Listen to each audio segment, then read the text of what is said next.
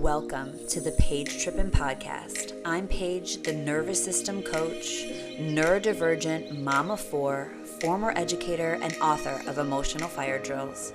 I'm on a mission to help us all learn to feel safe in our bodies so we can finally unlearn what no longer serves us, to question everything so we can finally grow together.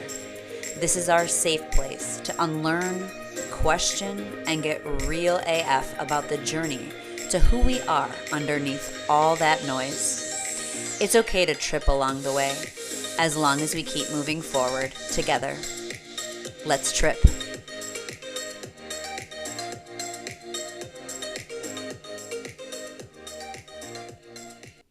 In this guest episode podcast with Dr. Destiny Huff, we discuss topics of neuroaffirming approach to support neurodivergent individuals, emphasizing strength-based perspectives and self-advocacy. We explored the personal experiences and challenges in navigating the educational system, sharing strategies for effective advocacy and creating inclusive environments. This conversation concluded with discussions about current political changes in special education, the importance of community support, and upcoming educational resources focused on neuroaffirming practices. I hope you find this episode helpful, and if you have any questions or comments for Dr. Destiny or myself, please drop them in the comments below so that we can revisit these at a later date. I'm so excited for you to hear this episode, and I hope you enjoy. Hey, welcome to the Paige Trippin' Podcast. I'm Paige Tripp, and I am so excited. Today I am joined by the beautiful Dr. Destiny Huff, who's an LPC and a late diagnosed autistic and ADHD military spouse and mother of two neurodivergent children. And as a mental health therapist and a non-attorney special education advocate, she is dedicated to empowering families to navigate the special education system. And Dr. Huff serves on the board as a member of PDA North America and Sisters with Awesome Children, advocating for the rights and the well-being of neurodivergent learners. Welcome, Dr. Destiny. How are you doing today? I'm doing all right. I'm having some stomach issues today, and I'm open about that just because that kind of goes into that, how we have co-occurring health issues and things like that. So I do have gastro issues. So I was running a little behind, and I was like, oh no. But I'm so used to it. So I was like, it's fine. Yeah, I was too. Don't worry. I ran downstairs. I don't know if can't lift my leg that high, but I have my ankle weights on because I can feel my body being ungrounded, as this is a topic that I'm currently navigating, unlearning and facing my own ignorance and biases and realizing like, oh my gosh, there's so much unlearning. And so as a neurodivergent as well, I feel like my body always needs to be grounded because I'm always in my head overthinking. So I love your vulnerability and sharing all of these things with everybody. So before we begin, I just want to also make sure that throughout this, we're sharing resources, and Destiny Huff is going to be offering a webinar called Neuroaffirming IEP webinars, and launching her podcast, Affirming Village, co-hosted with Lisa Baskin Wright. I think I said that right. Okay. And she has so many amazing resources available. So please check her out on Instagram, and all of her information will be tagged in the show notes below. So we're just going to kind of jump right in and really chat. As I've been going through all of the work you've done and following you, I really loved the way that you navigate neurodivergency. It's not a deficit, and it's really learning these new ways of working with and collaborating with and just understanding the neurodivergent world. And a word that kept coming to me, and I was like, what does this mean, was the neuroaffirming approach. Can you share more about this with me and the audience, and how you came to work with neuroaffirming ways in your own life and in the education system? Yeah, so neuroaffirming really just comes from an approach of viewing everyone as a whole person and recognizing strengths over deficits and figuring out how to use those strengths. And so there's actually key components of being neuroaffirming. So it's like honoring all forms of communication and promoting self advocacy and recognizing intersectionality. So the fact that you have a Black autistic girl versus a white autistic boy who comes from a lower income family versus a Hispanic autistic non-binary individual. So it's noting that all these Mhm. different pieces, race, culture, ethnicity, sex, um, income level, all these things play a part. And so neuroaffirming is really just coming from that standpoint, and it's recognizing that we can use strengths of neurodivergent individuals to support them and honor them, and not looking at them as something that needs to be fixed, or not looking at them as what they can't do, but looking at what they can do, and kind of honoring that in their capacity.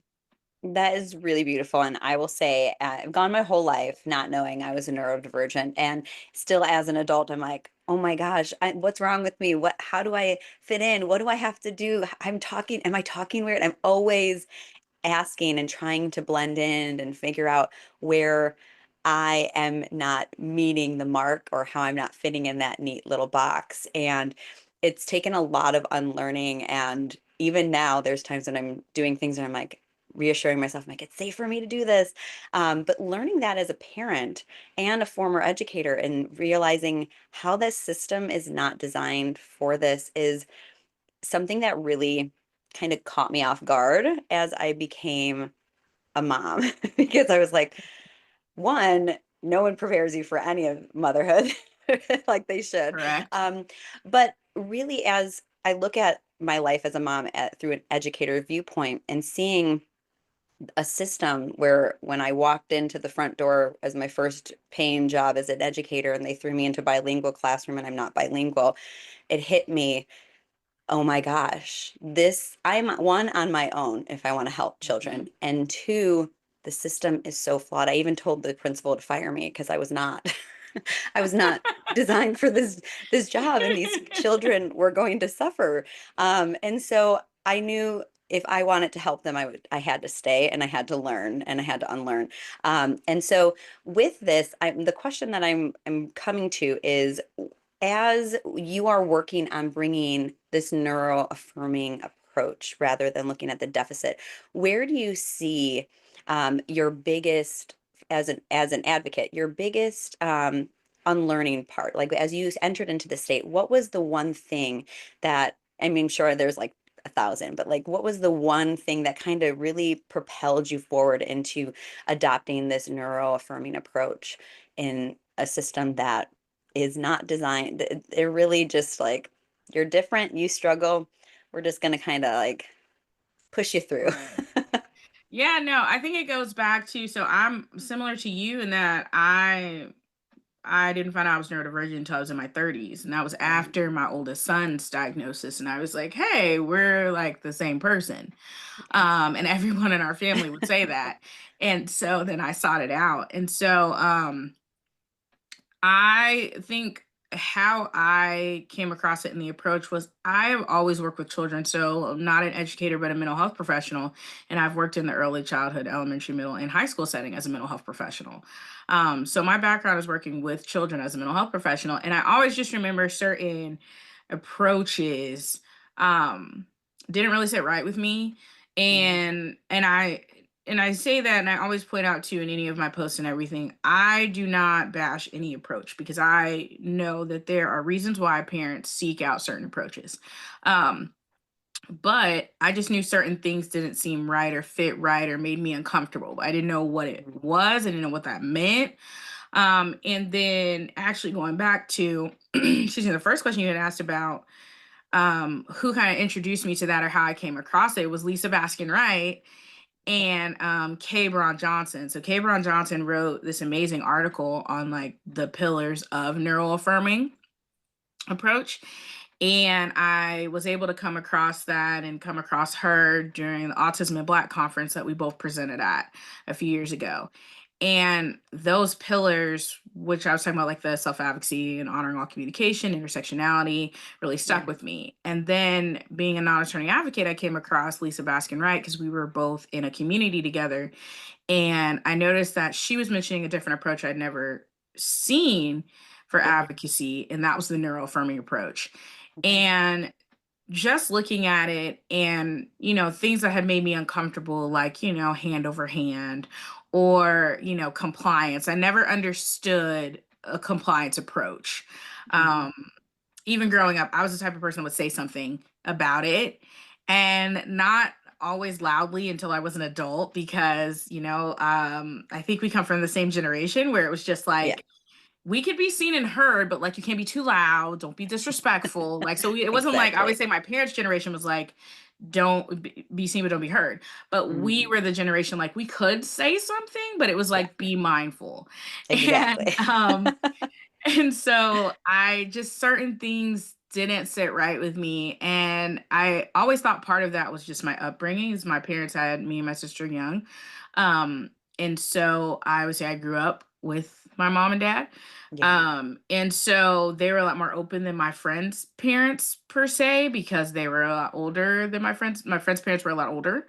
But yeah. then I started to realize it wasn't that, it was just those inherent things in me and how I viewed things, and I think ultimately connecting with neurodivergent individuals without knowing I was neurodivergent, Yeah. without even knowing that term, and realizing like, oh, like everyone deserves XYZ Mhm. despite, what you look like, what you make, how you communicate, how your brain operates. And Yeah. so that's how I really started to weave that into all my work. And so whenever I am like reviewing IEPs or anything, that's one Yeah. of the first things I do is I look for compliance. Like I look for compliance-based goals. I look for negative and deficit-based language. Mhm. Um, so that's my long answer of how I think I answered your Beautiful. question. Yeah, no, perfect. And so, really quick, so one thing I found as an educator, I had a lot of parents come to me because I still don't use a lot of big words. I try to keep things as like how my brain, like I can absorb the big words, but I'm also like, is everybody understanding this? So, can you Mhm. explain to me and our audience, for anybody who doesn't understand, what is a compliance thing? Yeah. What does this word mean, and how can they be more aware of it as they move through navigating their children's IEPs? Yeah, so compliance means that you are strictly focused on the child doing what they're asked. That is the simplest way I can put it. So for example, in the IEP, you might see, let's say they're being quote unquote disruptive. And they're like that, and this could be them stimming or fidgeting, or this could be, our ADHDers that yell out Yeah. when questions are being asked.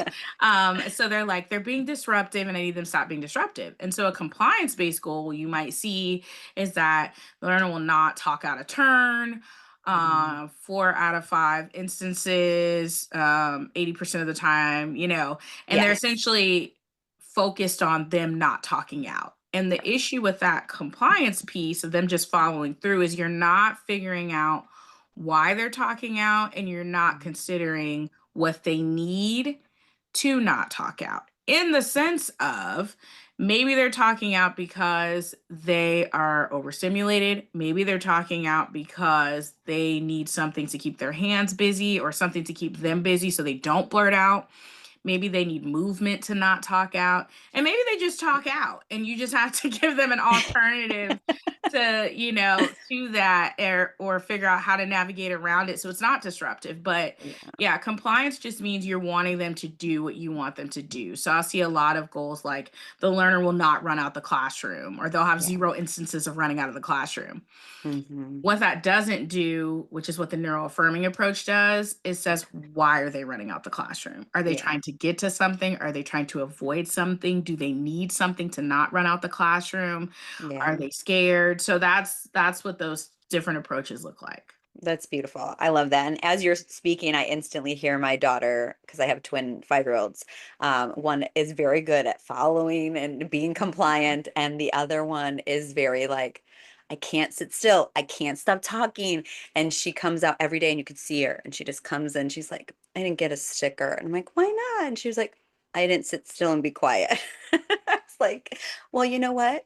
that's okay. Like your body just didn't want to do that today. And were you being naughty? Were you like being rude or saying mean things? She's like, no, I just couldn't sit still. They said I had to sit perfectly still like a statue.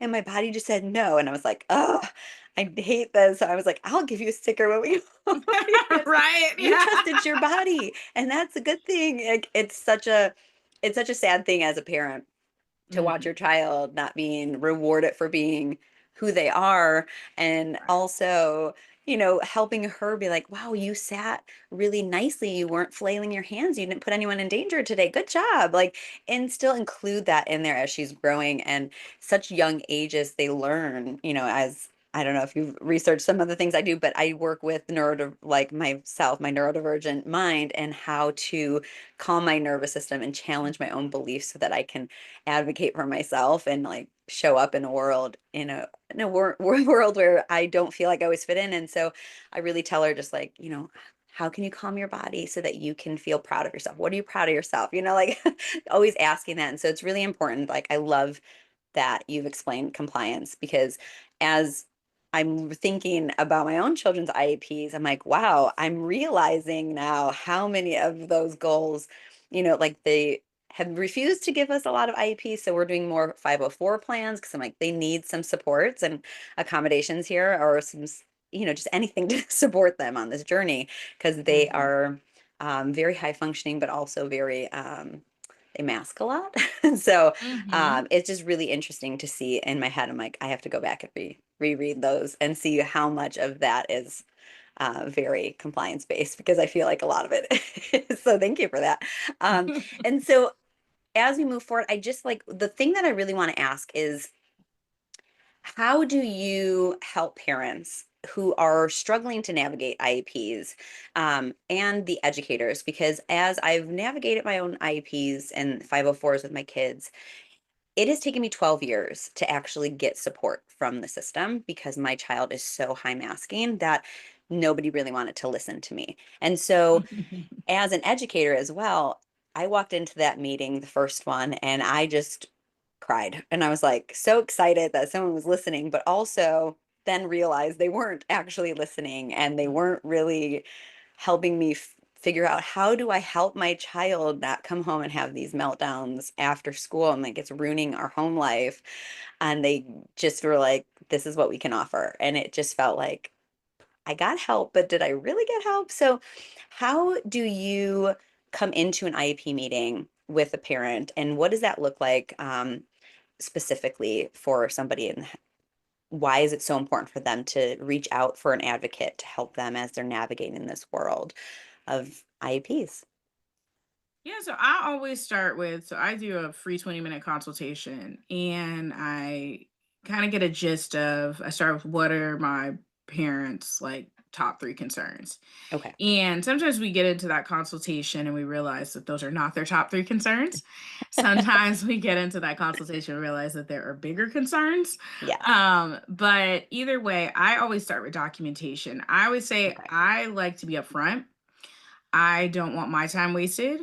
Yes. And I don't want in the sense of I don't want my family's time wasted and I don't want the school to waste their time. Yeah. Like everyone's time is precious. I mean, Exactly. my son's schedule for school is down to like he's like, no, we have lunch at 11:17.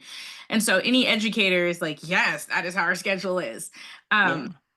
So what I do is I always send, and it depends on what the issue or concern is. It could be a parent input letter, it could be a parent concern letter, like if we have concerns, or if we're just like, we want to have more input and say in a more collaborative conversation. Hmm. So I always send that first because that lets the school know these are the things we want to discuss, and you might need to bring more people to the table.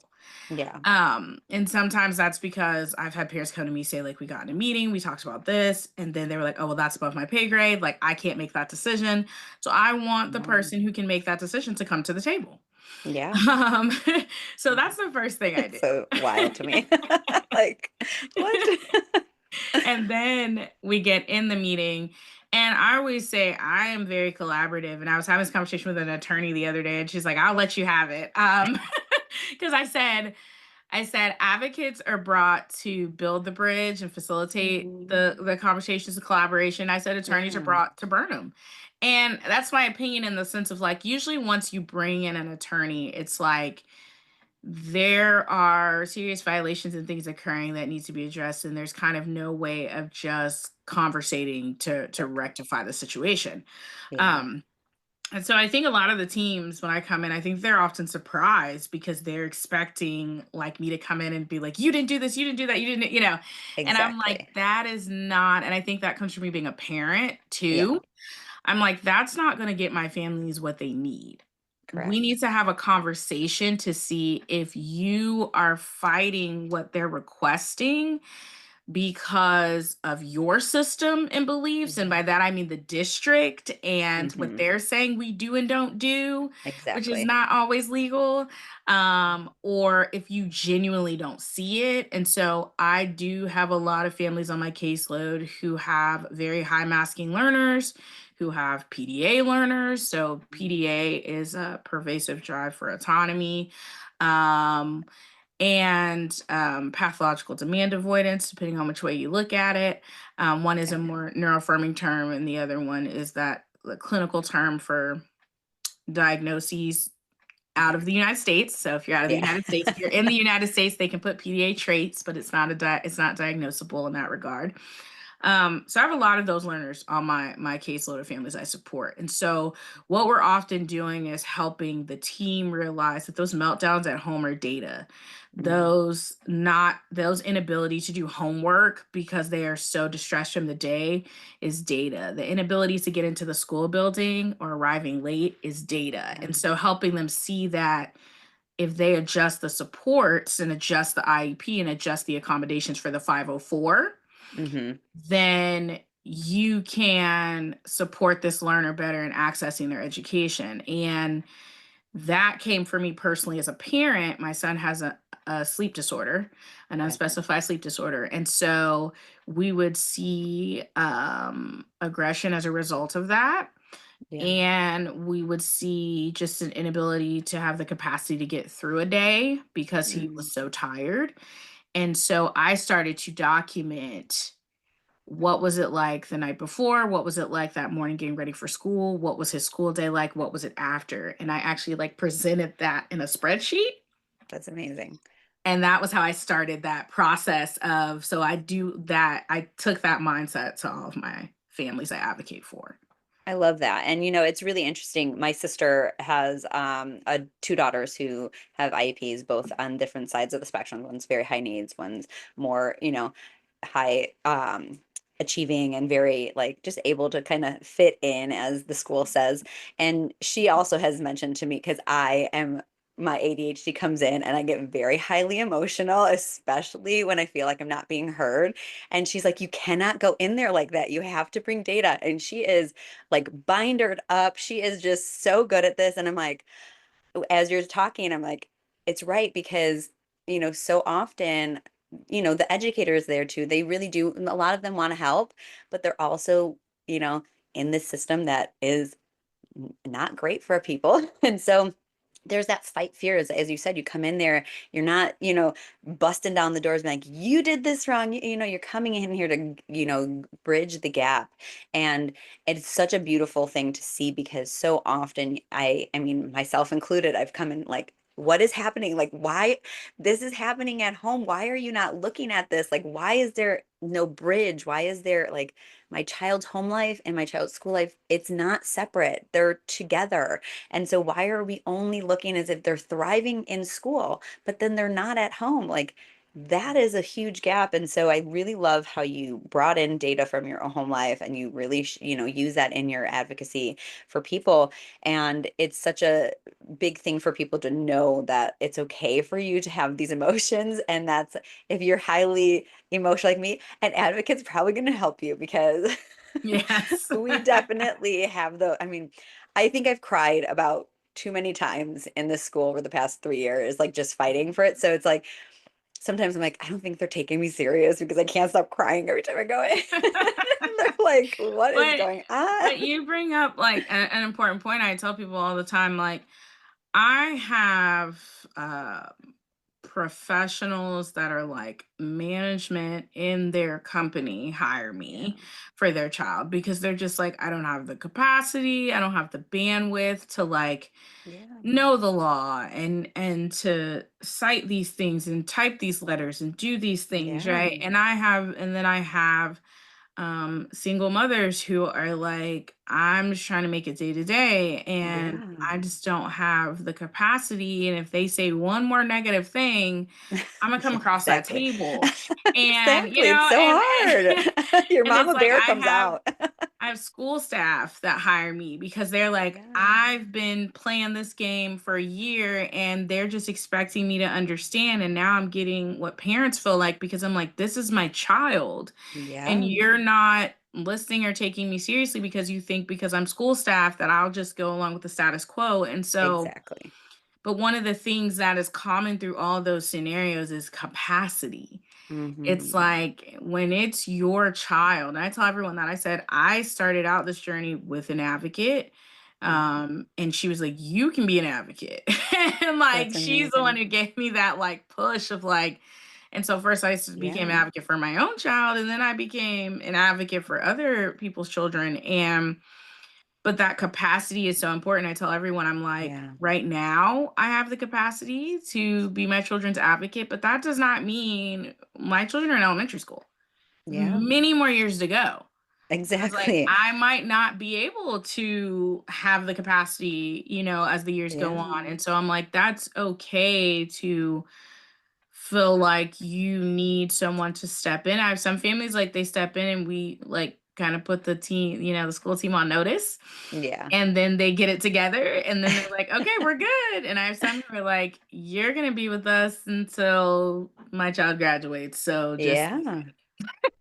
Yeah, and it's such a and it's very interesting as I've kind of gone through this and I've talked to other people. The beliefs are so wide and varying about IEPs and what your child should do. A lot of people still believe in like, no, they should obey. They need to learn how to survive in this world. And I'm like, but you hear what you're saying, like your child should survive, not thrive. Like, where are we missing that mark? And so something I wanted to ask you was, as an advocate, what are some things that if an educator is listening to this or a parent or both, what are some things they can start implementing into their, teaching or their parenting that can help them to start becoming more neuroaffirming as it is an unlearning process and we're very, very conditioned to quickly be like, oh my gosh, my child's not listening, my child's not obeying, they can't sit still, they're not going to thrive.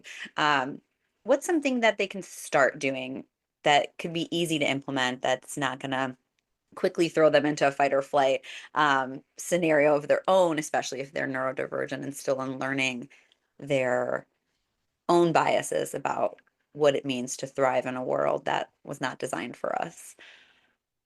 so first I just have to ask, can you hear Yeah. my child's tablet? No, I cannot. Okay. You're so So cute. loud. I was like, oh my goodness. Gosh. No, I Um, cannot. You're good. I know I have the sound machine on, so you can't hear them too. yeah, so the big one I say for educators, because I don't know if I said it or not, but my mother and sister are both educators. Okay. And I have friends that are educators, again, having worked in the school system. And so Yes. one of the things that we constantly talk about to be more neuroaffirming is just understanding the child and making your environment more affirming. So the Okay. biggest piece that we talk about is just like accommodating can be for everyone. And my sister and my mom are kind of in two different settings with that, and that my mom is pre-K. Right. So Okay. pre-K is naturally more accommodating. There's more Correct. play. But her program is structured so that they do like part like if they were in school pre-K in the Okay. morning, and then in the afternoon is like play. So Okay. she also has that, like, we have this time where we're teaching, Yeah. and then they're playing to prepare them for kindergarten. Versus my sister, she's a second grade teacher. Okay. And so, hers is like we have this schedule, this regimented schedule. So I talk to them a lot about having, alternative seating available, if your school has the capacity for that, allowing movement breaks. I said, like, one of the things that I think we've done really well at in the school system in the past, like 3 to 5 years, movement breaks, right? Or they call them brain breaks. They Yeah. have brain breaks like pretty much in that kindergarten, Yeah. first grade time frame. Um, but not, going outside of that. Like, it's okay Yeah. for a kid to pace in the back of the classroom because that they're Exactly. moving and they're listening, right? Yeah. Access to fidget tools. Hmm. So I would say, whenever they say toys, I was like, no, they're tools. So in IEPs, if I see Yeah. toys, I'm like, no, they're tools, and they Yeah. will change it. Because I'm I like, love when that. you say toys, you're acting as if this is something that they just are going to play with, Hmm. and not recognizing this is a tool that they need to focus for and regulate and provide Yeah. attention and concentration because it's for executive functioning. Yeah. That's So interesting. I love that. that's what I say for the educators. It's just like Okay. accommodating the environment, and also, like, you have to check in with yourself. Yeah. Like, I know that when my sister was getting, my kids had already had their spring break. Her Okay. kids still had like 2 weeks, I think, before spring break. Yeah. And she was just like, we're all done. She was like, they're done and I'm done. We're ready for Yeah. spring break. Um, and I think Yeah. that sometimes, like, educators, and of course this is depend on your administration, and you have boxes you have to check. Exactly. Like, they don't always have that capacity because they don't have that support. Yeah. But I think recognizing that, Hmm. and being like, I recognize that I could have handled that situation better. I know, just a quick example, when I was, when my youngest was in kindergarten, and he started to have like a rough week. And I was like, oh my gosh, like, what do we need to do? What do we, and both of my children are on IEPs. Yeah. And that's my speech delay and ADHD. Yeah. And then my oldest is autistic. And so for my youngest, I was like, oh, what do we need to do? And his special education teacher, who had his brother the year before, Yeah. because of the grades, they do certain grades. She was just like, I'm just gonna be honest with you. She was like, it was not the best week at school. Not Yeah. him. She was like, I had an aide out. His classroom aide was out because Yeah. kindergartners at his school each had a teacher and an aide. She was like, my aides were out for special education. Oh my His God. aide was out in the classroom, like basically just saying it was not his typical environment. Yeah. So she was like, I'm not going to put weight on that week. I'm not going to put Amazing. weight on any of the behaviors or things that occurred because that was an adult issue. And I think Yeah. it takes a lot, and she'd been doing it a while. I think it takes a lot of Yeah. awareness and confidence in yourself to Yeah. be comfortable to say, hey, that was on us as the adults, not on Yeah. the kids. Yeah. It's really it's an interesting dynamic. I've had a lot of run-in with a lot of educators where it's like all about the kids are doing this, and I'm like trying to bite my tongue, but I'm also like, and what are we doing as the system? Like, it used to make me so mad. And, just as an educator, sharing some things that I did before I even understood neurodivergency was check in with your kids, have them do a number 1 to 5 as they walk in the door, have them check in with their group mates if they're sitting at a table or just the people sitting around them. If they're at a 1, give them space. Make that your just a basic understanding of humans. Like, we all have good days, we all have bad days. Check in with your buddies, check in with your friends around you, and really start doing those types of things. As well as if you're noticing a child, like I had so many students who I would see like climbing on their desks or like poking at other people, and I was like, okay, so how this is bothering me, how am I going to solve the problem rather than punish this child? So I would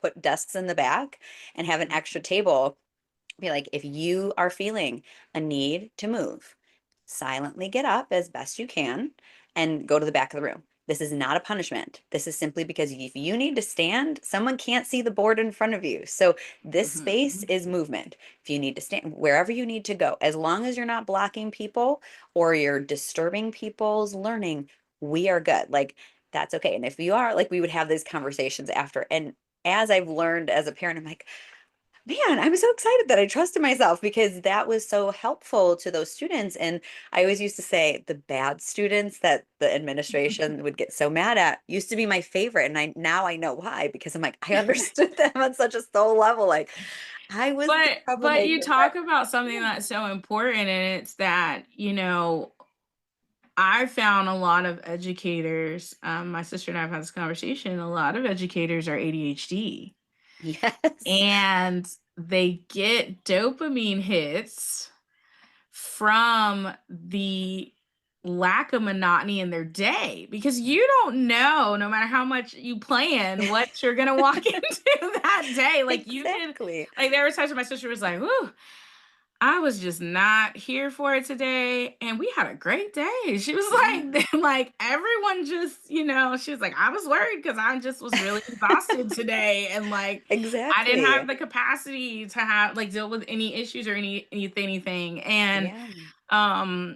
but I think you speak to a really great point of just, I think sometimes educators, and again, I'm saying this as, knowing educators and family members as educators, Yeah. they try and go with the status quo against what they're feeling. Like, they Correct. ignore that and they're like, "Well, I'm supposed to do this." And I'll never forget, in the thick of my son's problems at school, before we knew he was autistic, before we got an IEP, Yeah. his teacher told me, she said he had gotten upset, and she was like, and they had it smoothed out and they'd addressed it and it was fine. Yeah. And then another teacher came who was a veteran teacher, because it was her first year at that school, but not her first year teaching, his teacher. Okay.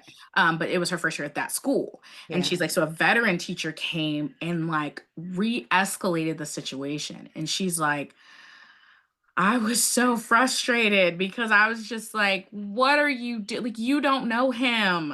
Yeah. I had it. I had it. Like, it was Mhm. fine. We had moved on. And so, um, I think that's a thing that happens a lot in that setting too. And Yes. going back to the question you had asked too about like what could, educators do, also what could parents do. I Yes. think a big thing is that collaboration, and just, like you mentioned, like a child could come in, and I hear so much in IEP meetings. Well, they already came in that day frustrated and upset, and this and that, and da da da. And I'm like, and yet and still you chose to place demands on them, right? Like, it's like you are able to tell me that they got out the car dysregulated. Oh yeah. And so what I always tell my parents is communicate. Like, and I always say that I will send an email and say, "Hey, rough night, um, rough morning," and excuse me, I and love I that. might do that, and then he has like the most amazing day. Yeah. But I always say, and this is something that me and Lisa talk about all the time, like, did he have that amazing day because I sent that email? So you lowered demands?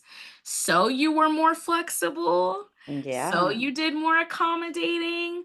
Or did he just have, you know what I mean? Like, it's like, we'll never Exactly. know. Exactly. That's the hard But part. it's like, that's why I send those emails. And so, like, with Exactly. parents, accommodating, but also decreasing where you can. Like, school Yeah. is exhausting, Yes. and it's not built for neurodivergence, and it's not built for anyone who thinks differently. And Yes. so when my kids come home, I always say this: I don't know what I'm going to do when my children actually have homework, because my oldest child has actually had we've been blessed in that his teachers have not given them homework his first Yeah. year. And that's not just him, it's like his grade. It had nothing to Okay. do with being on an IEP. That's cool. um I love that. I hated home giving homework. yeah, his first grade year, Never. it was just like we had to read 20 minutes. Yeah. And that was a struggle, but we did it because I'm a Mhm. big reader, and I was like, no, you're gonna read. Like, that was like one Yeah. thing I I was have like, to. I'm not budging on that one. But for his second grade, they were like, they gave us a whole paper, and they're like, Yeah. the whole grade level, the teachers, they were like, we're not doing homework. This is the research if you want to know why we're not doing homework. I love And that. then the third grade did the same thing. And we actually had parents asking at orientation, like, well, what if I think that they should have homework and this and that? And then Yeah. they were like, you're more than welcome to make up some. They were Yeah. They were like, the only homework you'll get from us, and that's the only homework we got, was like projects that Mhm. were family Yeah. based. So they'd be like, Oh. collaborate as a family and work on this project. So I was like, I don't Mm. know what I'll do when my child actually has to tackle homework, because we have had the benefit of actual decompression when coming home. Exactly. And that's the thing. When I hear that, I'm like, I have my sister's had her daughter has had quite a few of these years of like the teachers opted out of homework, and I'm like, when am I going to get that teacher? Because we hate homework here. And I just like no adult in their right mind wants to come home from a long day of work and then continue to do work and not enjoy their life. Like the model of education has never made sense to me, and my children to this day, like I value education. I love learning. Like I've learned so much more from like not being an educator and not being in school than I did when I was in the system.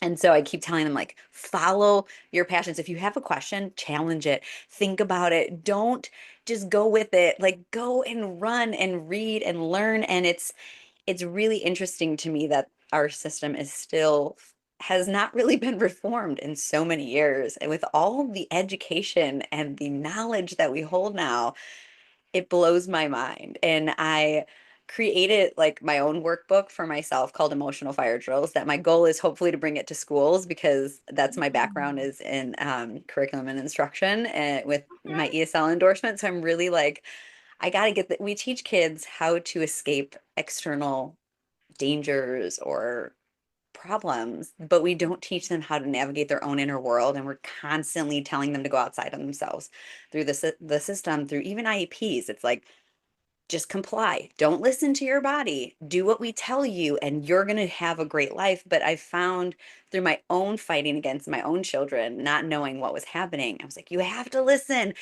And then instead of going like, okay, my kid is going to do this regardless if I want them to or not, how do we work together? And I notice every time I check my ego and I'm like, okay, calm down. You're being like your parents, you're being like the system, like, okay, we check your ego. This is hard. Yes, your kid's not eating, you know, like you're not kids yelling it back. Like, what can you do in that moment? And the moment you stop fighting and you start getting curious and not judgmental, I see the shift. I mean, we used to have my oldest up to 3, 4 hours of arguments when she was little, up until just recently. Now I'm lucky if it's like 10, 15 minutes at most. And I'm like, in the moment it starts to take off and go longer is when I haven't checked my own neurodivergence and my things that I need. I'm like, you're fighting with a tween. What are you doing? Like, But check what yourself. But what you said is so important. I say that all the time. It's like, check your ego. The Oh, ego yes, doesn't need to be at the IEP table. And there are many exactly. times where I'll be in an IEP meeting and I always say, because we have pattern recognition. So there'll be many times where I'm in an IEP meeting and I pause and I'm like, I know that Miss Huff is doing everything within her capabilities. Yeah. And I'm like, and that's why we're here to talk about Yeah. da da da da da, because it's sometimes it's that, or like I say all the time, I'll be in a meeting and like nobody is talking to the general education teacher. Nobody. Hmm. And I'm Yeah. like, but all of the concerns are happening in the general education classroom. Exactly. And I was like, and no one is asking the general education teacher, like, Yeah. what are you seeing? What works? Is this a realistic suggestion? Like Yeah. nobody is doing that. And so I'm just like, it's just very interesting, like the amount of egos that can come to the table, the amount of egos Yes. that can come in the room. And it's like you always just have to remind them, like, this is about the child. Exactly.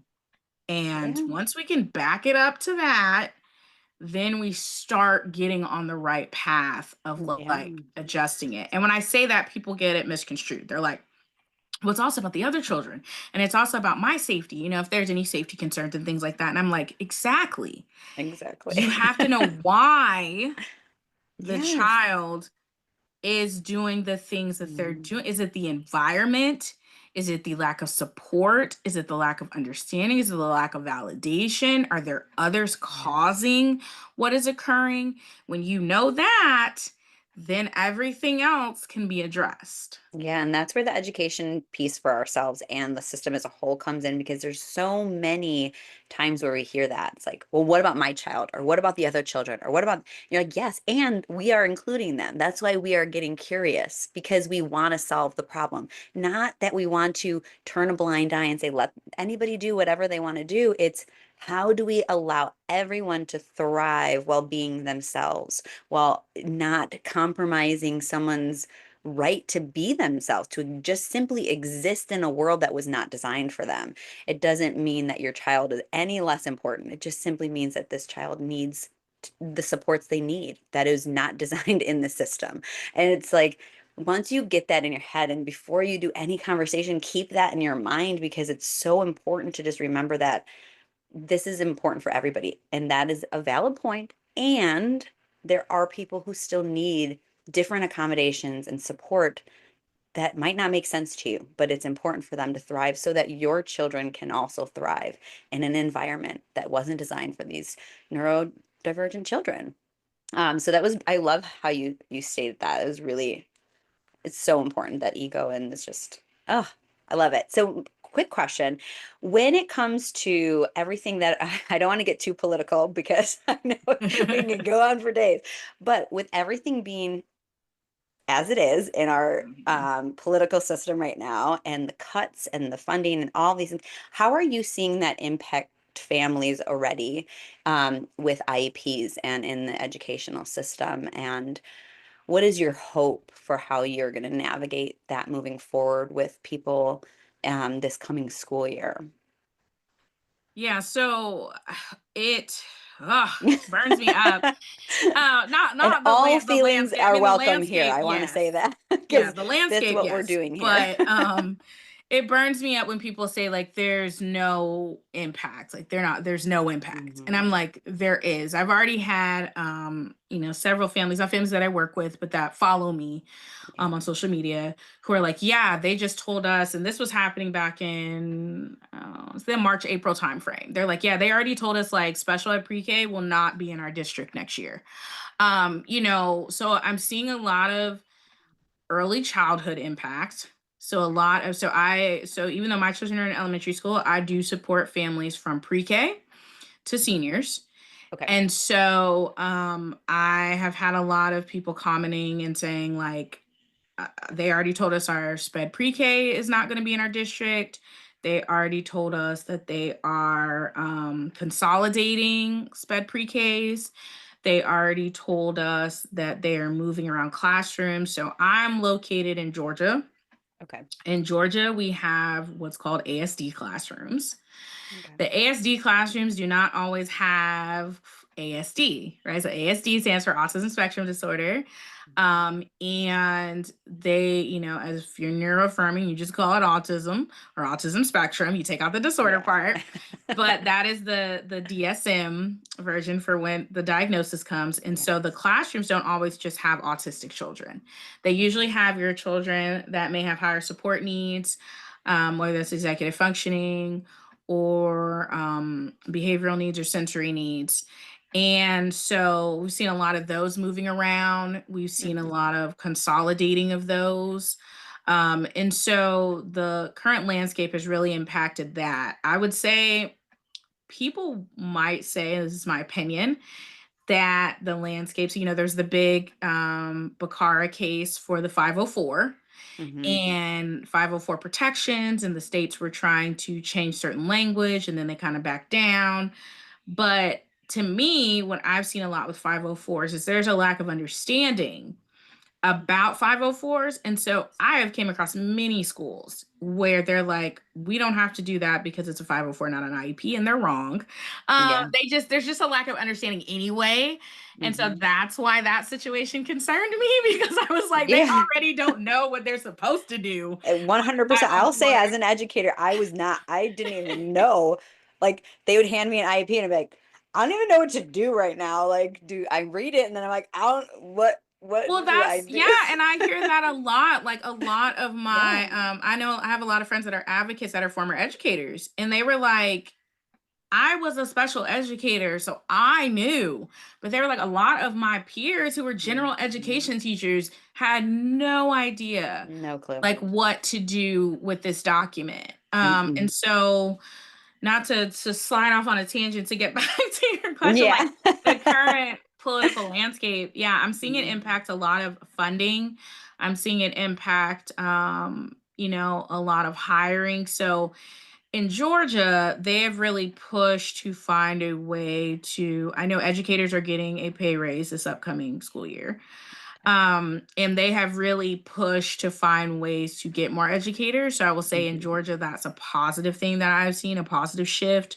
Yeah, Um, but again, that is the state making a shift because of the federal impact, which yeah, also tells me that the state could have made that shift before and opted exactly. not to. Right. So it's all Right? it's all just It's this all game of what you intertwined. look at.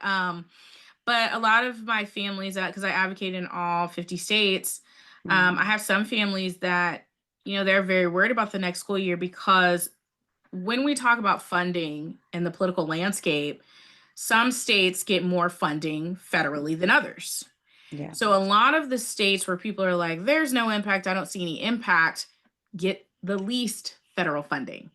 exactly. And I support families that get the most federal funding. I support both, but I support some families that get the most federal funding. And so their district is already telling them what the loss will look like and how Wow. they're preparing. And so you're getting concerned about your child getting access to their speech services, their OT services, speech therapists and occupational therapists are going through burnout because of these high caseloads, because the district Yeah. is like, we're not hiring more people.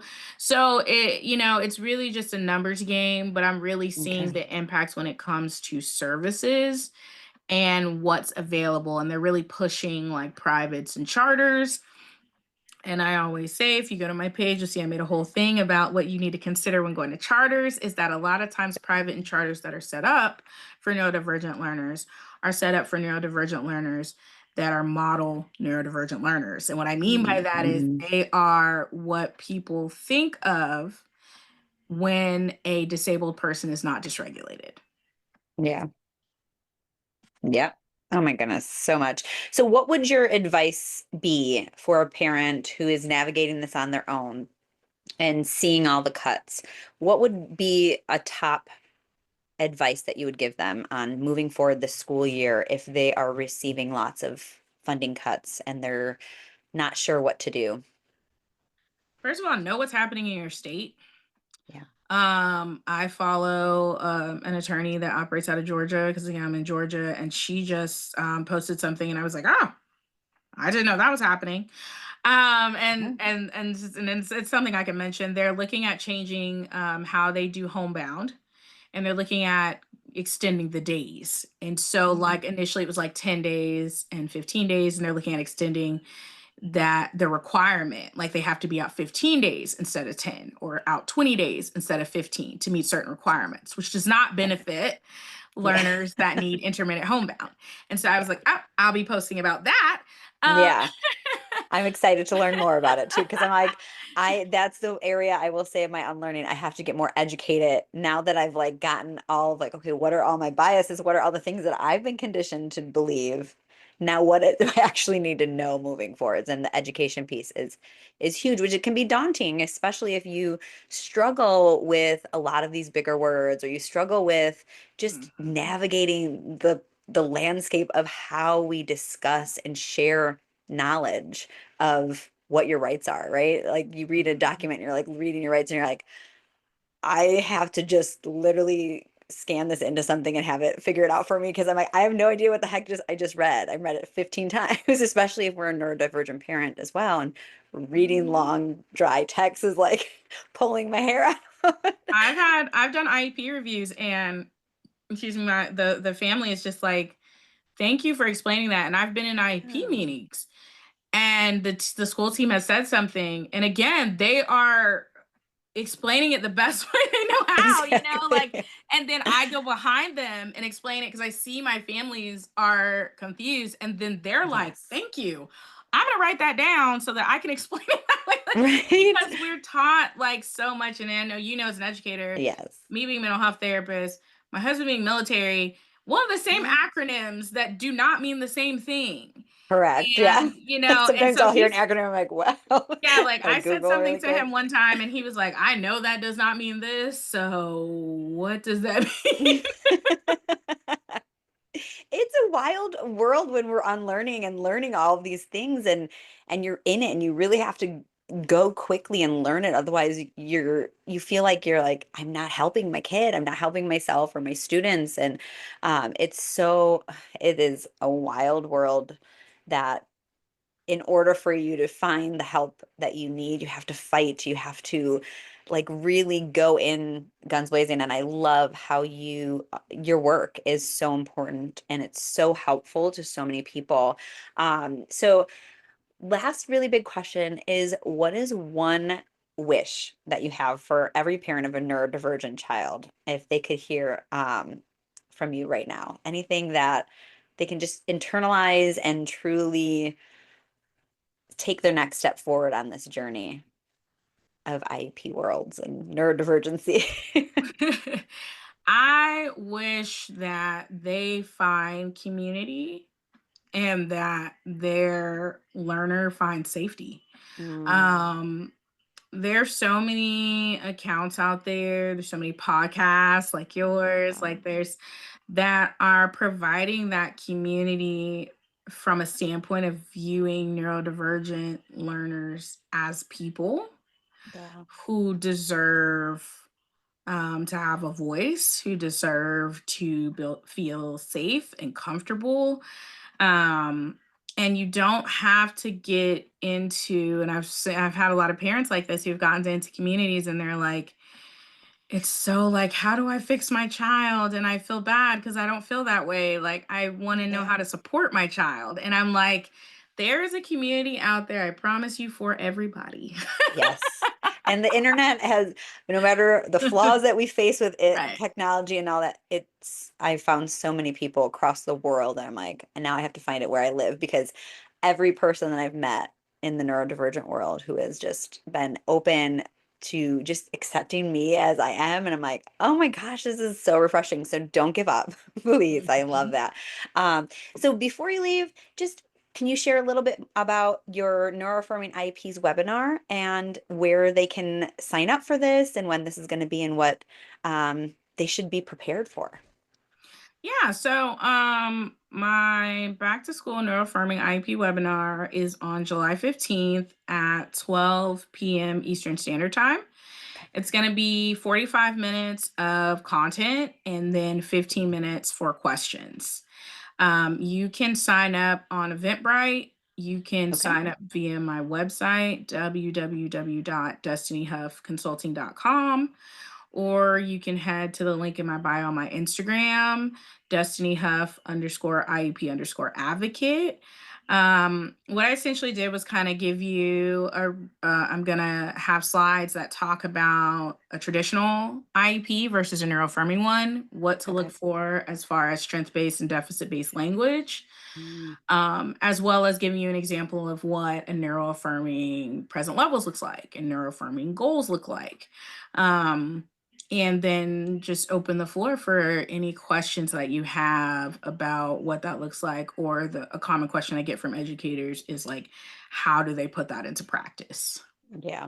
Beautiful. Will there be a replay for people who can't make it live? It will not. No. Okay. So make it Yeah, live. so I am doing when I started out this advocacy journey, I did a webinar every month. Okay. And I got really busy and bogged down with, of course, Yeah. the IEPs and the meetings. Exactly. So, but I was like, oh, I miss it and I love doing it. So Yeah. every month, there will be a different webinar. Oh, cool. And they'll start out free for the first set of tickets, and then after the date, the purchase will be like $5. But it's going to only be like if you can make it live.